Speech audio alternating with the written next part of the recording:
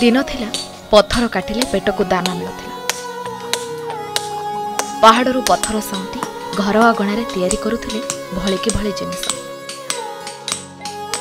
शिल चकी पथुरी भली एमिति केते कोन जिनिस तैयारी करुथिले आउ सेगुडी को बिक्री करी जो 2 पैसा रोजगार करथिले सेथिरे परिवार चलुथिले। हेले एबे समय बदलिछि, पत्थर जिनिसर चाहिदा कमिछि, आधुनिक जंत्रपातिर आवश्यकता बढ़िछि। आधुनिकतार छाया एमिति व्यापीछि जे कुशली कारीगरटा एबे पत्थर धरी कांदुछि। पूर्व भली आउ शुभुनी पत्थर निहाणर से ठक ठक शब्द। आधुनिकतार छुआरे बुड़ीबाकु बसिलाणी कौलिक वृत्ति। यह हूँ नयागढ़ जिला दशपल्ला ब्लॉक अंधाकुट अंचल। शिल चक्की भली पत्थर जिनिस परिचित थिबा ए अंचल एबे तार परिचय हरैबाकु बसिलाणी।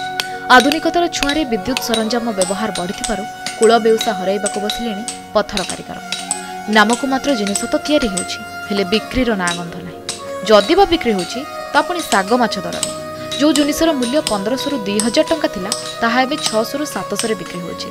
सेपटे एमानकु सरकारी प्रोत्साहन प्रदान करबाकु दाबी करिसेंति। शिलगणा सेट दरकार पड़े 2000 1800 1500 मिनट जाउछि। आ गोटे गोटे एबे वर्तमान तो से 400 500 700 दरकार पड़े एमि। हाँ बाई चांस एमि नहीं तो एबे का बेपार होउनी एते गांडे फांडे सब बाहरी पला ना आ एबे एते बेपार नाही कामी के होउछि से तरह का इमरजेंसी करी चलिया पड़ुछि। आ कोन करियो बिल अछि ना बाड़ी अछि ना कोन अछि सरकार तो किछि बुझुनाती किछि नै। हमको तुम केतरा परिवार ए काम करतो? हमें तो गोटे परिवार का सब गोटे परिवार केते वर्ष होला कलोनी? हमें जाले 50 60 वर्ष हो।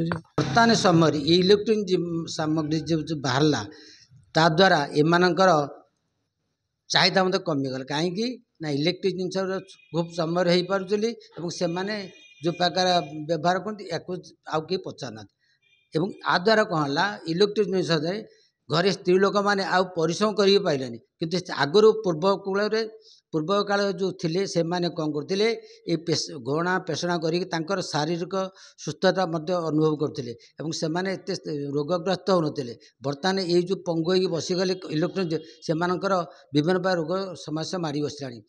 एनु सरकार पाखरे मु निवेदन करुच्ची जे यही पत्थर सामग्री की पुनरुद्धार कर प्रत्येक घरे जपरी व्यवहार कर किसी व्यवस्था करने सहित ये जो माने कारीगर को प्रोत्साहन देले मु अत्यंत खुशी एवं संसार मंगल हो। सेपटे पत्थर कारीगर वेदना प्रशासन निकट में पहुंचवा पर तहसीलदार कहते कौलिक वृत्ति को सेमाने एपर्यंत बंचाई रखिछन्ति। आधुनिक जंत्रपातिर व्यवहार जो पत्थर जिनिसर से भली चाहिदा नहीं, तेणु सेमानंकु साहाय्य जोगाई दिया जाय पारे। कौलिक वृत्ति को अडाप्ट करवाटा actually it is a very credible thing जोटा कि माने निज कूल को निज कौलिक वृत्ति को सी उजागर कर रखी आज डेट्रे से सब जिनसर चाहिदा आमर अलग जगह रोचे जोटा कि माने जनरल हाउस होल्ड रे जेहेतु आवश्यकता हेतु से माने कम रे चली जाउछन्ते एवं सेटा आवश्यक एते पड़ू नाही। हाउएवर तांकर जो फैसिलिटीज रोची यही बाबद किसी प्रिफरेन्स दि जाई पारे तांकर जोटा वीकनेस रोची बा जो इकोनॉमिकली बैकवर्ड रोचंती तांको असिस्ट करिया पे आमे किसी सहाय्य करि पारो। सतर समय बदलिछि, जो पत्थर लोकों आवश्यकता पूरण करुथिला से आज अदरकारी होई पड़िछि। हेले समय पर यदि प्रशासन बदलिगला तेबे बेसहारा होई पड़िबे पत्थर कारीगर। दशपल्लारू संजीव साहू का रिपोर्ट, ओडिशा रिपोर्टर।